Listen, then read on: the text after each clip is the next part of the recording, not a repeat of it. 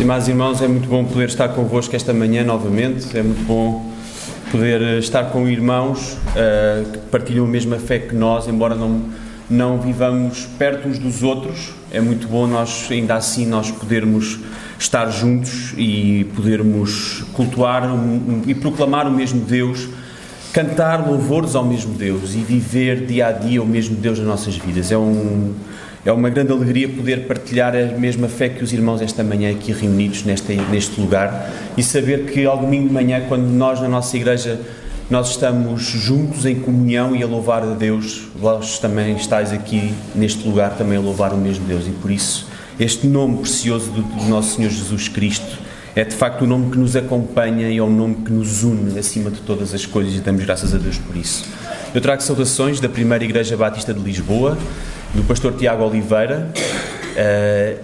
Nós oramos por vós regularmente e oramos pelo ministério aqui neste lugar. É de facto maravilhoso pensar que nós estamos em Lisboa e achamos que Lisboa é o centro de todas as coisas e tudo o que acontece de importante acontece em Lisboa, quando na verdade Lisboa é apenas uma zona turística e o Portugal verdadeiro está fora de Lisboa, e embora nós não percebamos isso, e é muito bom nós sabermos e orarmos por vós. Muitas vezes oramos por vós, pelo ministério aqui neste lugar, e saber que o ministério está a gerar frutos e está a crescer e a igreja está a crescer, e por isso trago saudações dos irmãos em Lisboa. E se em algum momento os irmãos tiverem a infelicidade de ter de ir a Lisboa e passar lá um fim de semana, juntem-se a nós ao domingo de manhã, também às 10h30 nós cultuamos o nosso Senhor Jesus Cristo. Irmãos, eu gostaria esta manhã de começar este sermão a fazer um conjunto de perguntas para que nós possamos refletir esta manhã. Gostaria de começar a perguntar que quando o medo me assalta, ou quando o medo te assalta, onde me posso agarrar? Quando estou num momento de profunda tristeza, qual é a solução para a minha vida? Quando parece que nada mais tem solução, onde é que eu posso encontrar uma saída? Quando sou tomado pelo desespero, quando eu já não encontro resposta em nenhum lado, quando todas as portas se fecharam, quando tudo parece acabado, o que me resta? Quando estou no fundo do poço, quando estou só e desamparado, onde está a escada da minha salvação?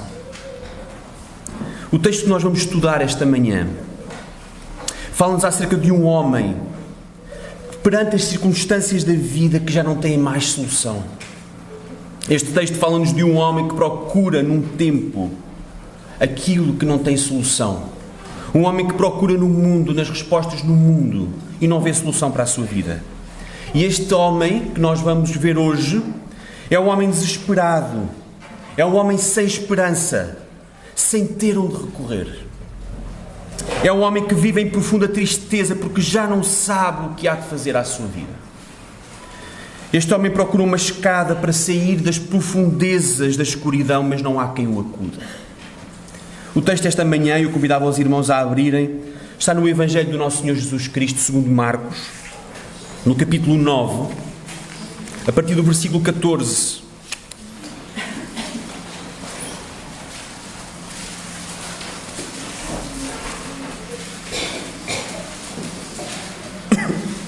Marcos 9, a partir do versículo 14, e diz assim a palavra do Senhor. E quando se aproximou dos discípulos, viu ao redor deles grande multidão e alguns escribas que disputavam com eles. E logo toda a multidão, vendo, ficou espantada, e correndo para ele o saudaram, e perguntou aos escribas: que é que discutis com eles? E um da multidão respondendo disse: Mestre, trouxe-te o meu filho que tem o espírito mudo, e este, aonde quer que o apanha, despedaça-o, e ele escuma, e arranja os dentes, e vai-se secando. E eu disse aos teus discípulos que o expulsassem, e não puderam. E ele, respondendo-lhes, disse: Ó geração incrédula, até quando estarei convosco? Até quando vos sofrerei ainda? Trazei-me. E trouxeram-no. E quando ele o viu, logo o espírito o agitou com violência e, caindo endemoniado por terra, revolvia-se escumando e perguntou ao pai dele: quanto tempo há que lhe sucede isto? E ele disse-lhe: desde a infância. E muitas vezes o tem lançado no fogo e na água para o destruir. Mas se tu podes fazer alguma coisa, tem compaixão de nós e ajuda-nos. E Jesus disse-lhe: se tu podes, tudo é possível ao que crê. E logo o pai do menino, clamando com lágrimas, disse: eu creio, Senhor, ajuda a minha incredulidade. E vendo Jesus que a multidão concorria, repreendeu o espírito imundo, dizendo-lhe: espírito mudo e surdo, eu te ordeno, sai dele e não entres mais nele. E ele, clamando e agitando com violência, saiu. E ficou o menino como morto, de tal maneira que muitos diziam que estava morto. Mas Jesus, tomando-o pela mão, o ergueu e ele se levantou. E quando entrou em casa, os seus discípulos lhe perguntaram à parte: por que não podemos nós expulsar? E disse-lhes: esta casta não pode sair com coisa alguma, a não ser com oração e com jejum. Vamos orar. Pai nosso que estás nos céus, agora que temos a Tua palavra aberta à nossa frente, agora que a Tua palavra vai ser exposta, nós te queremos pedir que Tu sejas com cada um de nós. Pai, que a Tua palavra fale através do Teu Espírito esta manhã e que os nossos corações possam estar abertos. Pai, que os Teus corações possam estar receptivos e as nossas mentes possam entender aquilo que Tu queres para a nossa vida. Sê connosco, em nome de Jesus. Amém. Irmãos, estamos perante uma passagem relativamente conhecida do texto bíblico, em que nós temos um momento em que Jesus tinha vindo daquele monte da transfiguração, conta-nos Marcos. E Jesus tinha vindo do monte da transfiguração, em que perante alguns dos seus discípulos tinha estado a falar com Moisés e com Elias. E naquele mesmo monte é o próprio Pai, o próprio Deus Pai, que testifica mais uma vez pelo Filho e pela segunda vez no Evangelho de Marcos. Pai, a voz do Deus Pai ouve-se e a humanidade consegue ouvir a voz do Deus Pai, que testifica acerca do seu próprio Filho. E perante aquele momento sublime, aquele momento histórico, mas também sobrenatural, depois de descerem o monte, Jesus encontra-se com o restante dos seus discípulos e perante uma multidão. E aquilo que nós vemos é que Jesus percebe que eles estão a discutir alguma coisa. E Jesus pergunta-lhes: na verdade, o que é que vocês estão aqui a discutir? E aquilo que nós encontramos neste texto é que nós percebemos que eles estavam a discutir alguma coisa relacionada com o facto de haver um pai que tinha levado um filho que estava possuído por um demónio. E aquele pai estava desesperado. Nós vemos como aquele pai estava desesperado, porque aquele pai diz que aquele filho tinha desde a sua infância aquele demónio e já não sabiam o que é que haviam de fazer, porque inclusive aquele espírito que estava naquela criança, o espírito que estava no seu filho, inclusive tentava matá-lo, tentava destruir a própria criança. E aquilo que nós vemos é que Jesus interage com aquele homem, e ao interagir com aquele homem, Jesus está preocupado, sobretudo, em ensinar aquele homem. Quando nós olhamos para este texto, nós vemos a interação de Jesus. E Jesus preocupa-se com aquele homem, mas sobretudo em ensinar algo de muito para além daquilo que aquele homem queria naquele dia. Quando nós olhamos para este texto, irmãos, aquilo que eu desafio os irmãos esta manhã é que quando olhamos para este texto, nós não nos percamos naquilo que é secundário no texto. Quando nós olhamos para este texto, nós não estejamos preocupados a pensar que o centro deste texto é o facto daquele filho ter um espírito imundo. O centro do texto não é esse, irmãos, e já lá vamos. Deixem-me já agora dizer claramente. O texto fala de facto do espírito imundo. E o texto fala de facto de uma criança, um jovem, nós não sabemos que idade tinha, mas fala de alguém que de facto está com o espírito. Ele não tinha uma doença. Aquilo que muitas vezes hoje tentamos racionalizar aquilo que a Bíblia nos diz. a dizer, no fundo, o que ele tinha na verdade era uma doença que nós hoje podíamos quase equiparar à epilepsia pela forma como é descrito. Não, nós vemos que o autor deste texto, Marcos, preocupa-se em explicar-nos precisamente que há um espírito que está no controle do corpo daquele filho. Se os irmãos olharem versículos 17 e 18, nós vemos o homem que diz: eu trouxe-te o meu filho, que tem um espírito mudo, e este, onde quer que o apanha, despedaça-o, e ele escuma e range os dentes e vai-se secando. E no versículo 20, e trouxeram-lhe, e quando ele o viu, logo o espírito agitou com violência, e caindo endemoniado por terra, revolvia-se escumando. Esta é uma reação, de facto, do espírito. Versículo 21 e 22. E perguntou ao pai dele: quanto tempo há que lhe sucede isto? E ele disse: desde a infância. E vejam o que é que acontece, o que é que o espírito faz. Ele lança-o no fogo e na água para o destruir. Mas se tu podes fazer alguma coisa, tem compaixão de nós e ajuda-nos. E agora reparem, quando Jesus dá ordem para aquele espírito, versículo 26, e ele clamando, agitando com violência, saiu e ficou o menino como morto. O texto deixa claro neste episódio que não é apenas uma cura de uma doença, é que Jesus expulsa de facto o espírito do corpo daquele rapaz. Vejam o versículo 25. Jesus, vendo que a multidão concorria, repreendeu o espírito imundo, dizendo-lhe, vejam as palavras de Jesus: espírito mudo e surdo, eu te ordeno, sai dele e não entres mais nele. Esta não é uma cura de uma doença. É muito mais do que isso. É de facto Jesus, o Filho de Deus, a ter poder sobre todas as coisas e a mostrar como tem poder sobre todas as coisas. De facto, Jesus, como Marcos nos quer mostrar neste Evangelho, é de facto o Messias que era esperado. É de facto o Filho de Deus que tem autoridade até sobre todas as potestades. Mas, irmãos, apesar disto, nós temos que nos centrar naquilo que é o centro do texto. E se nós olharmos para aquilo que é o centro do texto, nós vamos ver que o centro não é o espírito que está no corpo daquele rapaz. Deixem-me dizer-vos, irmãos, esse era o centro da cabeça dos discípulos, era o centro da cabeça daquele homem, era o centro dos escribas. Mas Jesus transforma o centro daquele momento em algo de muito mais importante. Jesus transforma a discussão que estava a acontecer no momento de ensino. Jesus está preocupado, sim, com aquele rapaz, mas está preocupado com algo muito mais do que isso. Jesus está preocupado com a situação espiritual daquele homem. Irmãos, há um tema central no texto, que é a fé. Se os irmãos olharem para este texto, veem tantas vezes, a partir do momento em que Jesus entra em cena naquele cenário, o centro do texto passa a ser o crer e o não crer. É sobre fé e sobre incredulidade que nós estamos a falar, e é nisso que Jesus quer centrar as nossas mentes. Quando Jesus entra em cena, nós vemos que não é a questão da cura que está em causa. Lembrem-se, irmãos, o centro do ministério de Jesus não é a cura. O centro do ministério de Jesus não é a cura física, é a cura espiritual, é a cura interior de todos nós.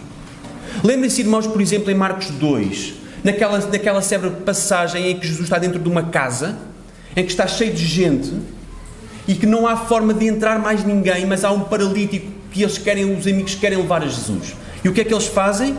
Sobem ao telhado, abrem o telhado e fazem descer o paralítico até Jesus. Qual é o centro desta passagem? O centro da passagem é a cura daquele paralítico. O centro da passagem é aqueles amigos, é a fé daqueles amigos que levaram até Jesus. Ou o centro daquela passagem era aquele momento em que Jesus diz àquele homem o quê?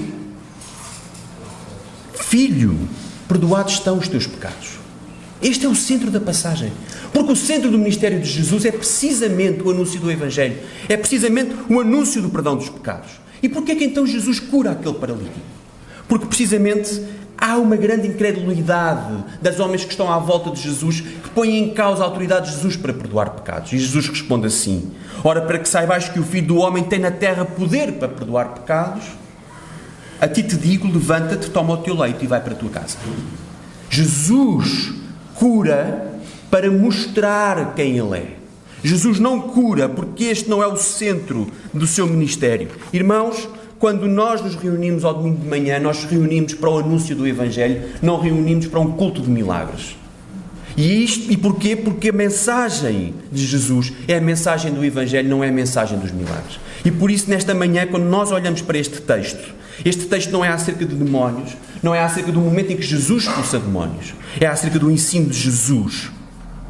Quando nós olhamos para os versículos 28 e 29, se nós acharmos que o centro da mensagem de Jesus é a cura, é a expulsão de demónios, nós podíamos olhar para os versículos 28 e 29 e vermos uma receita para todos nós podermos começar a expulsar demónios. Mas não é isso que Jesus está a dizer. E por isso, irmãos, eu gostaria que nós pudéssemos centrar a mensagem desta manhã em 3 breves pontos. O ponto número 1, a falta de fé dos discípulos. O ponto número 2, a incredulidade do pai e do endemoniado. E o ponto número 3, a verdadeira fé em Jesus. A falta de fé dos discípulos, a incredulidade do pai endemoniado e a verdadeira fé em Jesus. E ponto número 1, então, a falta de fé dos discípulos. Nós vemos, irmãos, que há uma discussão que está a acontecer acerca de um espírito que é tomado por um rapaz, ou que toma um rapaz. E vejam no versículo 19 como é que Jesus reage. Jesus, no versículo 19, diz 4 coisas como reação àquilo que está a acontecer. Quando aquele homem reage e conta a Jesus o que está a acontecer, Jesus reage e diz 4 coisas. A primeira coisa, ó geração incrédula. Segunda, até quando estarei convosco? Terceira, até quando vos sofrerei? Quarta, trazei-me. Vejam, irmãos, a reação de Jesus denota um desgaste. Jesus está cansado. Está cansado de repetir e repetir e repetir sempre as mesmas coisas. Jesus está cansado depois de fazer tantos sinais e maravilhas. Jesus já tinha-se revelado aos discípulos de várias formas, ao ponto dos próprios discípulos, nas palavras de Pedro, terem dito que ele era de facto o Messias, o Filho de Deus. Irmãos, Marcos relata até que os discípulos já tinham sido enviados por Jesus para anunciarem o Evangelho no capítulo 6. E eles próprios, porque estavam a anunciar o Evangelho, faziam sinais e maravilhas. Eles próprios já tinham expulsado demónios em nome do Senhor Jesus Cristo. Então o que é que está a falhar propriamente neste momento? E uma leitura superficial deste texto, uma leitura que nós pudéssemos fazer e é puramente superficial, diria que estes homens não conseguiram expulsar aquele demónio daquele rapaz. Porquê? Porque eles não estavam em jejum e em oração. Porque aquela casta especial requeria um jejum e uma oração especial. E por isso, na verdade, eles não tinham conseguido expulsar aquele demónio por causa disso. Mas esta, irmãos, é uma leitura puramente superficial do texto. Quando nós temos de olhar para aquilo que Jesus diz, o que é que Jesus está a dizer em primeiro lugar? Aquilo que Jesus faz em primeiro lugar. Aquilo que Jesus está preocupado em mostrar aos seus discípulos. É que, de facto, aquilo que lhes faltava não era apenas uma formalidade de jejum e oração.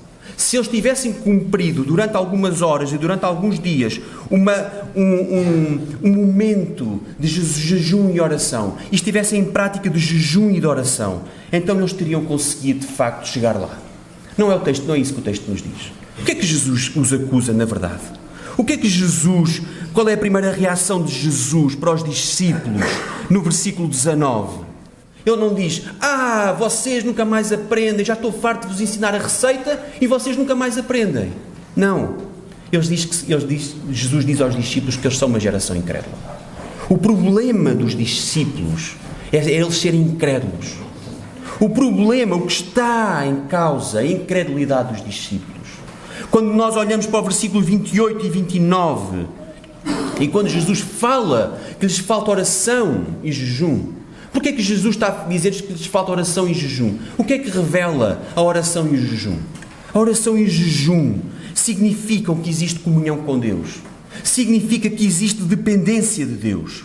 E aquilo que Jesus lhes está a dizer é, ó geração incrédula, vocês não vivem na dependência de Deus.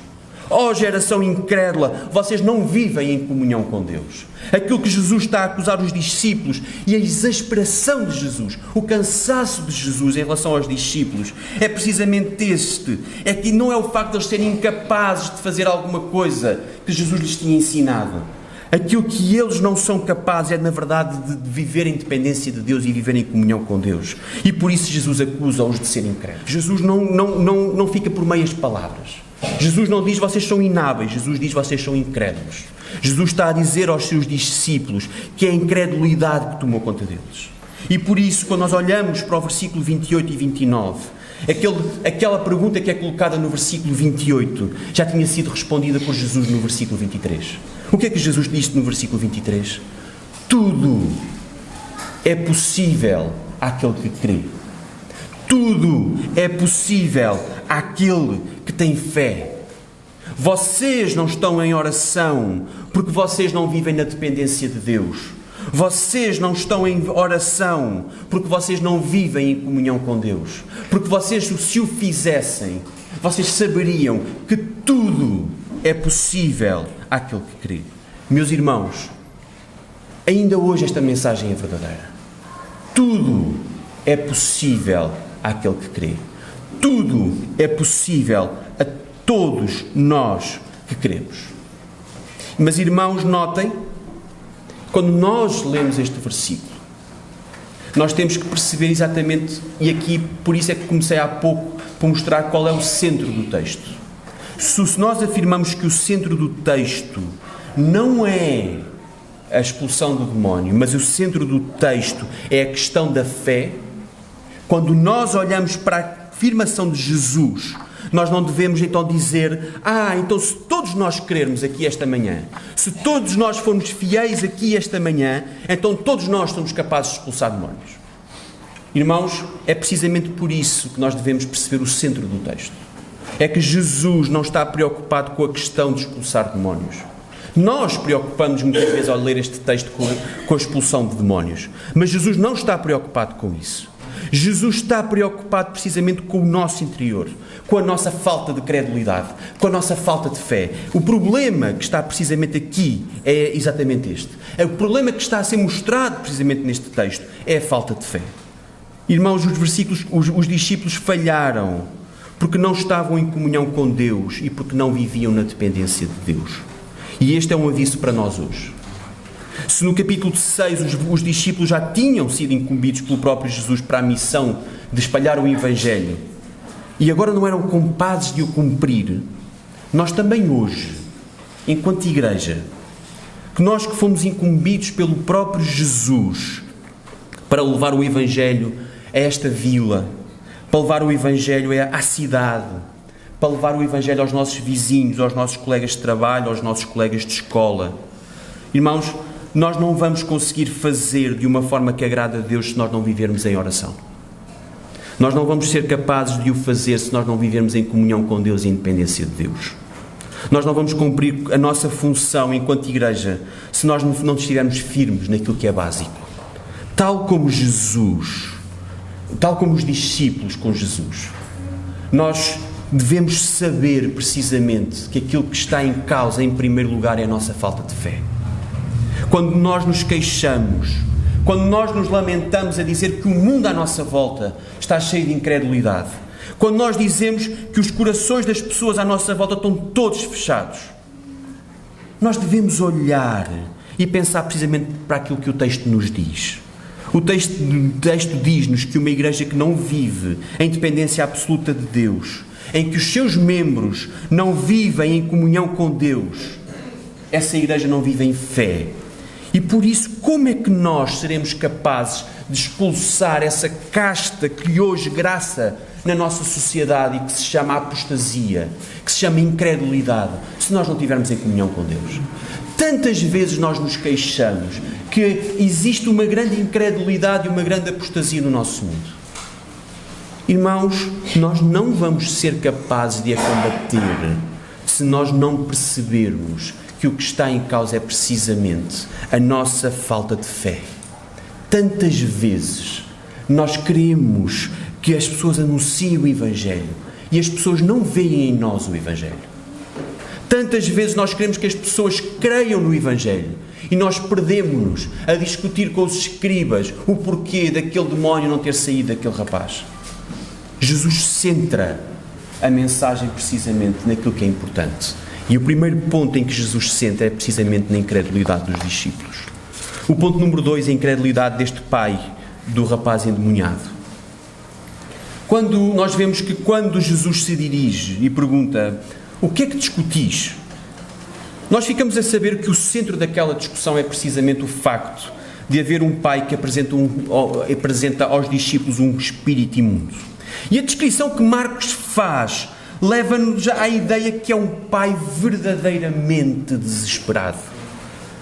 Nós não conhecemos o coração deste pai, nós não temos muita informação acerca deste pai, mas a forma como ele age, a forma como ele pede ajuda, a forma como ele reage, mostra-nos um homem que já não sabe o que há de fazer.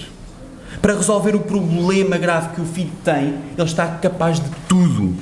A descrição é de um homem, a descrição que o homem faz do problema do filho é dramática, é uma discussão triste, é uma descrição até aterradora. Vejam, irmãos, um pai que vê um filho completamente descontrolado e não há ninguém que ajude. E repetidamente o filho tem aquelas reações, o filho espuma, o filho deita-se, ninguém consegue controlá-lo. E inclusive aquele espírito tenta matar o seu próprio filho. É um pai verdadeiramente desesperado que está ali em lágrimas naquele dia perante Jesus. Quando aquele homem encontra Jesus, é um homem em final de linha. E os discípulos já tinham tentado tudo. E nós vemos que aquele homem é um homem que está a clamar em lágrimas. E perante este cenário, vejam, irmãos, como o foco de Jesus não é o foco daquele pai. Quando aquele pai vai ter com Jesus, ele está focado na situação do filho. E Jesus, quando Jesus interage com aquele pai, o foco de Jesus, e por isso o foco do texto também não é precisamente aquele rapaz. O foco de Jesus é completamente diferente, porque o foco do ministério de Jesus é a mensagem de Jesus. E é isso que Jesus quer que aquele pai perceba.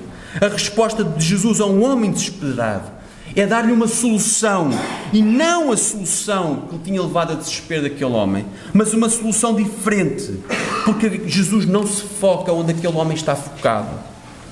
E se nós afirmamos que o centro desta mensagem não é a expulsão então daquele demónio, nós percebemos então que o centro da mensagem é a preocupação de Jesus, que é a fé.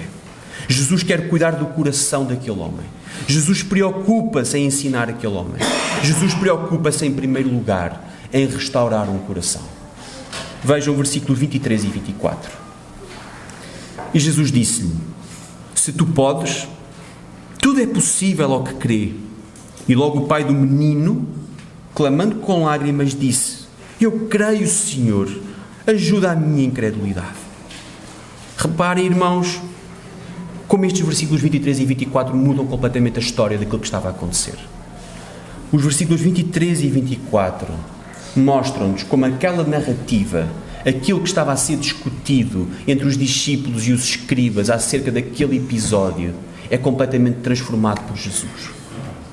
Aquele pai desesperado que vai ter com Jesus a propósito do filho, ele não acaba a pedir pelo filho. O que é que aquele pai pede? Ele pede pela sua própria incredulidade. Notem, irmãos, aquele pai começa por pedir uma coisa e acaba por pedir outra completamente diferente. Aquele pai começa por pedir acerca do filho e acaba perante Jesus a pedir pelo seu próprio coração. A preocupação deste homem já não é só o restabelecimento do seu filho, é também o seu próprio restabelecimento espiritual. Senhor, ajuda a minha incredulidade. Senhor, ajuda a minha incredulidade. É um clamor de lágrimas que está ali presente. As palavras de Jesus transformaram o foco daquele homem. As palavras de Jesus são palavras verdadeiramente transformadoras na mente dos homens. E um homem que vai ter com Jesus apenas por aquilo que Jesus poderia dar, é agora um homem que diz que vai ter com Jesus e dirige-se acerca do seu próprio coração. O interesse daquele homem, a centralidade da mente daquele homem muda radicalmente. E, meus irmãos, a incredulidade deste homem precisa urgentemente de ajuda, é Ele próprio que o diz. A incredulidade dos nossos corações precisa de ajuda. Nós só vamos afastar de nós próprios a nossa incredulidade quando nós percebemos que aquilo que está a acontecer na nossa vida está completamente fora do nosso controle. Nós não temos capacidade para resolver o mal que existe na nossa vida. Tal como aquele homem que olhou para a situação do seu filho e nada consegue fazer. Tal como aquele homem que olhava para a desgraça da sua vida e percebia que era incapaz de resolver.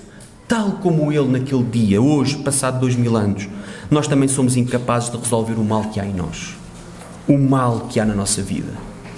Quando nós tentamos por nós próprios combater o mal, quando nós tentamos por nós próprios resolver o mal, quando nós tentamos por nós próprios afastar de nós o pecado, nós esbarramos contra uma grande parede que é muito maior do que nós e é muito mais potente do que nós. Nós achamos que somos capazes de resolver, ou então nós, tal como este homem, achamos que apenas se nos dirigirmos a Jesus, apenas com o objetivo de resolver o mal circunstancial da nossa vida, então tudo fica bem. Se o meu problema hoje é apenas um problema no meu trabalho, e se eu for ter com Jesus e pedir pelo problema do meu trabalho, e se Jesus resolver, tudo vai ficar bem de certeza na minha vida. Eu serei um homem completamente apaziguado. Eu serei um homem completamente resolvido. E amanhã, se surgir um problema no meu casamento, e se Jesus resolver o problema do meu casamento, tudo vai ficar bem. A questão, irmãos, é que Jesus, o centro da preocupação de Jesus, não são os teus problemas cotidianos e circunstanciais. Sim, Ele pode resolvê-los. Sim, tal como aconteceu com aquele homem, Jesus resolveu-lhe o problema. Sim, Jesus resolve os nossos problemas que são circunstanciais, mas o foco de Jesus, o foco da mensagem de Jesus, não é resolver os teus problemas circunstanciais. O que Jesus está preocupado é remover a tua vida, o pecado que existe em ti. O que Jesus está preocupado é resolver dentro de ti o que está no teu coração, a aflição, a dor que está no nosso coração. Jesus, quando olha para nós, está preocupado em ver muito mais além do que aquilo que nós vemos e do que aquilo que os homens à nossa volta veem. Aquilo que vai resolver os problemas da nossa vida é aquilo que Jesus vê, que é em primeiro lugar o nosso próprio coração.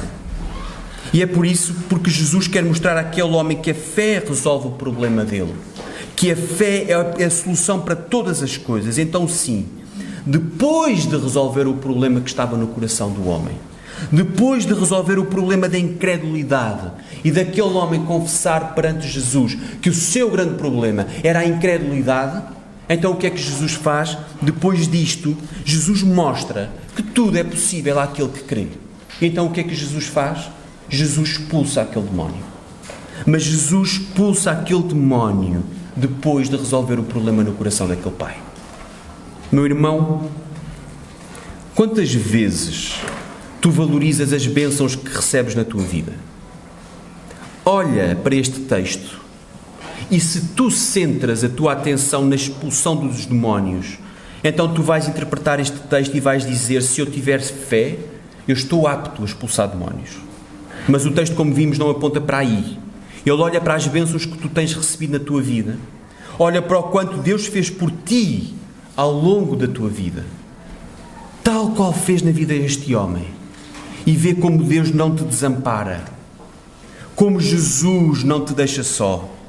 Este homem recebe uma bênção na sua vida e nós, quando as recebemos, devemos proceder quanto Jesus se preocupa connosco. Se nós percebermos o quanto Jesus se preocupa connosco, nós vamos valorizar as bênçãos que nós temos recebido. As bênçãos que nós temos recebido na nossa vida, elas não são o âmbito da nossa fé. Elas não são o foco da nossa fé. Nós não vivemos o nosso dia-a-dia para receber bênçãos. Mas o âmbito da nossa fé é o Evangelho. E por isso, quando nós temos um culto público, o centro do nosso culto é a demonstração da nossa fé ao adorarmos o nosso Deus e ao proclamarmos o Evangelho. Por isso nós anunciamos ao domingo, tal como vocês anunciam ao domingo para as 10h30, um culto de adoração e não um culto de milagres. E por isso, nós olhamos para os milagres que existem, e os milagres efetivamente existem, mas eles não são o centro da nossa fé. Eles são a prova de que Jesus não se esquece de nós e que tudo é possível àquele que crê. As palavras de Jesus, quando diz tudo é possível àquele que crê, não são pura retórica. Irmãos, elas são verdadeiras. Passados 2000 anos, as palavras de Jesus não caíram. As palavras de Jesus têm vida e as palavras de Jesus são eternas. E por isso tenhamos esta noção, tal como aquele pai viu, tal como aquele pai perante a sua incredulidade viu, que tudo é possível àquele que crê, que nós também estejamos cientes que tudo é possível àquele que crê. E por isso o ponto número 2 é precisamente acerca da incredulidade do pai. E por isso, irmãos, o ponto número 3 é acerca da verdadeira fé. Nós podemos dizer, a fé dos discípulos estava verdadeiramente abalada, aquele pai era um homem incrédulo, então nós devemos perguntar, então qual é a verdadeira fé? E por isso nós começámos este sermão precisamente a perguntar, qual é a solução para a minha vida? Quando parece que nada mais tem solução, onde é que eu posso encontrar uma saída? Nós perguntamos, quando sou tomado pelo desespero, o que me resta? Quando estou no fundo do poço, quando estou só e desamparado, onde é que está a escada da minha salvação? Começámos por aqui. Precisamente porque, em primeiro lugar, nós devemos identificar-nos com aquele homem. Nós devemos colocar-nos no lugar daquele homem. E precisamente quando nós estamos no fundo do poço, quando nós achamos que nada tem mais solução, o que é que nós devemos fazer? O texto de Marcos mostra-nos que, de facto, há uma saída. E essa saída pode não ser a saída mais óbvia. Pode não ser a saída que tu estás à espera. Quando tu tens uma dor, tu queres tomar um medicamento para ultrapassar essa dor. Quando tu de manhã não te consegues levantar da cama, porque a tua mente não deixa, tu queres tomar medicamentos para te levantares da cama. Quando o teu corpo não responde à terapia, tu queres tomar algo que ajude a passar essa dor, para que o nosso corpo possa responder àquilo que é a nossa terapia. Mas o texto de Marcos não nos diz que Jesus é o nosso medicamento ou a nossa terapia. O texto de Marcos não nos revela um Jesus como aquele que vai resolver todos os problemas circunstanciais da nossa vida. O que Jesus propõe a fazer é muito mais do que isso, e é curar o nosso coração. E por isso, quando nós olhamos, então o que é a verdadeira fé? A verdadeira fé, aquela fé que move montanhas, aquela fé que permite que tudo se cumpra, é a fé que brota de um coração restaurado, de um coração onde Jesus entrou. A verdadeira fé é aquela que resolve o verdadeiro problema do teu coração. Se tu estás aqui esta manhã e não és cristão, eu gostaria de dizer que o vazio que tu tens no teu coração, que pode estar nesta manhã circunstancialmente preenchido, porque tudo está a correr bem neste momento, ou porque tu preenches esse vazio com bens materiais e com consumo, ou porque tens uma satisfação pessoal em alguma coisa, ou deixa-me dizer-te, se tu encontras um vazio no teu coração e a forma de tu preencheres esse vazio no teu coração é preencheres o teu tempo, ou com futebol, ou com pornografia, ou com os teus amigos no café, deixa-me dizer-te uma coisa. Jesus pode preencher de vez o vazio que existe no teu coração. O vazio do teu coração. O vazio que te faz correr em vão. Que te faz viver para ti mesmo e para o teu umbigo. Que faz com que tu desprezes os outros. Que vivas para ti.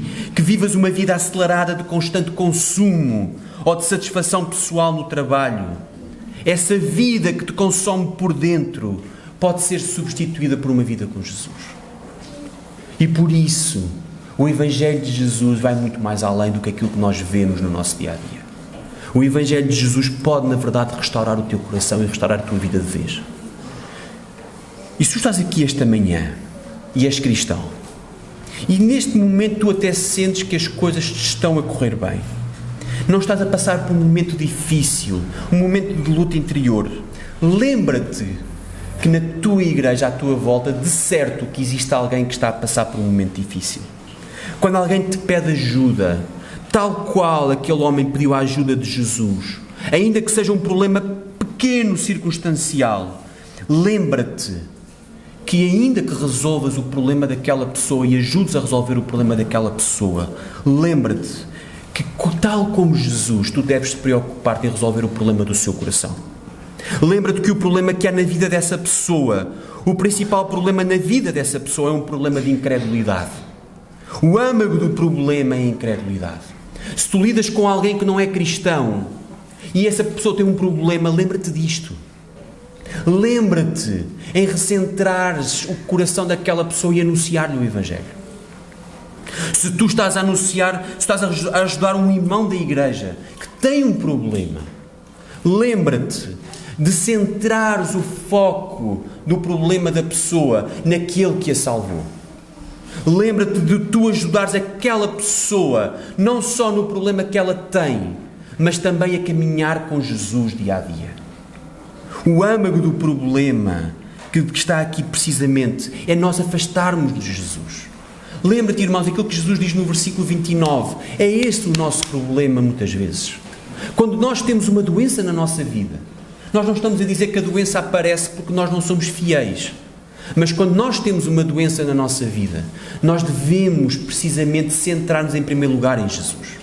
Quando nós temos um problema na nossa vida, o nosso primeiro foco deve ser precisamente lembrar-nos que Jesus está connosco acima de todas as coisas. É Ele que nos vai ajudar nesta caminhada. Jesus não responde sempre como tu estás à espera, é verdade. A medicina responde, a medicina quer responder e aliviar-te a dor. Este mundo consumista espera uma resposta imediata, mas Jesus não dá necessariamente uma resposta imediata. Jesus não responde como aqueles pais estavam à espera que Jesus respondesse. Jesus responde nos seus próprios termos. E se tu tens fé, a melhor coisa quando estás a passar um problema ou quando estás a ajudar alguém a resolver o seu problema, é apontar precisamente para essa fé. Irmãos, nós não estamos a afirmar que a medicina não é importante ou que nós não devemos tomar um medicamento. Nós não estamos a afirmar que a melhor resposta para o nosso problema é precisamente ignorar tudo aquilo que nós temos disponível para hoje. Claro que nós devemos dar importância a isso. Claro que sim. Aquilo que afirmamos é que a melhor resposta para os problemas da nossa vida, para a dor que nós temos na nossa vida, para a doença que surgiu na nossa vida, para o tormento que nós estamos a enfrentar, a melhor resposta, em primeiro lugar e acima de todas as coisas, é Jesus. Também não estamos a dizer que Jesus te vai curar se tu tiveres fé. Irmãos, a resposta de Jesus, a resposta do problema que tu tens na tua vida, não é necessariamente a resolução total de todas as coisas. A doença pode... Nós um dia vamos morrer. Todos os que aqui estamos, se Jesus não vier primeiro, todos nós vamos conhecer a morte. E todos nós provavelmente até vamos conhecer a morte através de uma doença. E não é por nossa falta de fé. É porque a morte existe desde que o mundo é caído. E isso faz parte. Aquele rapaz que naquele momento ficou sem o espírito, Jesus não disse, a partir de agora nunca mais vais ficar doente. Irmãos, ele voltou a ficar doente na sua vida. E deixem-me, os irmãos não se aperceberam, passado 2000 anos, ele portanto já morreu. Aquele pai também já morreu. O problema que está ali em causa não é, Jesus não está a dizer, se vocês acreditarem em mim nunca vão ter doenças, nem nunca vão conhecer a morte física. Não é isso que Jesus está a dizer. E por isso, quando nós olhamos para Jesus, tu deves saber que Jesus é a resolução para o teu problema espiritual, acima de todas as coisas. Versículos 26 e 27. Vejam o que é que acontece àquele rapaz quando Jesus expulsa o demónio. Aquele rapaz fica prostrado, de tal forma prostrado, que toda a gente pensa que ele está morto. E é isto que acontece precisamente connosco. Quando nós estamos prostrados como mortos, quando já estamos de tal forma sem forças, ao ponto dos outros acharem que já não há esperança para nós. Quem é que foi buscar aquele rapaz? Quem é que o foi levantar pela mão quando toda a gente o dava como morto? Foi Jesus. E é isso que Jesus faz na nossa vida. Quando nós estamos mortos e prostrados, é Jesus que pega em nós na nossa mão e vai levantar-nos. Aquele rapaz não fez nada para que Jesus o levantasse. Mas Jesus foi lá. Irmão, tu não desvalorizes o poder de Jesus, porque não deves desvalorizar as promessas que Ele deixou. Lembra-te disto. Tudo é possível ao que crê. E esta mensagem não é vã. Esta mensagem não foi inventada por nós apenas como um conforto momentâneo, como acontece, por exemplo, num funeral, em que as pessoas não sabem o que é que vão dizer umas às outras e apenas dizem palavras circunstanciais, como, por exemplo, os meus sentimentos. Esta mensagem é uma mensagem que está aqui anunciada na Bíblia, não é uma mensagem circunstancial de alguém que não sabe o que há a dizer. Quando nós vamos ajudar alguém e dizemos tudo é possível àquele que crê, nós estamos a dizer as palavras do nosso Senhor Jesus, não são palavras circunstanciais. Quando tu não sabes dizer não sabes o que é que has de dizer a uma pessoa que está a sofrer, lembra-te das palavras de Jesus. Irmão, lembra-te que ao contrário das filosofias dos homens, das religiões inventadas por homens, ao contrário daquilo que é produzido pelo presente século, Jesus traz-nos uma solução verdadeira. Mas Jesus não traz a solução no bolso. Ao contrário destas filosofias que chegam ao pé de nós e te dizem: se tu fizeres isto, eu tenho aqui uma receita para ti. Olha, se tu entrares num processo de meditação, ou se tu fizeres alguma coisa especial, eu tenho aqui algo para ti. Jesus não traz uma receita no bolso. Sabes porquê, irmão? Porque Jesus não traz esta solução, porque Ele próprio é a solução. Jesus não traz uma solução para a tua vida. Jesus não te apresenta uma solução para a tua vida. Ele apresenta-se a si mesmo para a tua vida. Ele apresenta-se a si mesmo para a resolução do teu coração. Jesus apresenta-se e é Ele que vai resolver o problema que há em ti. E por isso, quando tu perguntas, então o que é a verdadeira fé? A verdadeira fé é aquela que acredita, de facto, nas palavras de Jesus. Tudo é possível àquele que crê. Aquele homem que diz: Senhor, ajuda a minha incredulidade, é aquele homem que está a pedir precisamente mais de Jesus. Aquele homem está a pedir Jesus na sua vida. E por isso, quando nós nos perguntamos qual é então a verdadeira fé, a verdadeira fé é Jesus.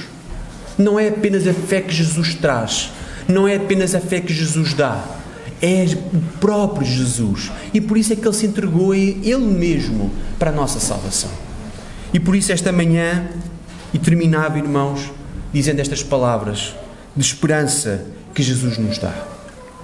Quando parece que nada mais tem solução para ti, ou quando parece que nada mais tem solução para a pessoa que tu estás a ajudar, lembra-te disto. Lembra-te que existe uma solução acima de todas as soluções. E essa solução que é apresentada neste texto é precisamente o nosso Senhor Jesus Cristo.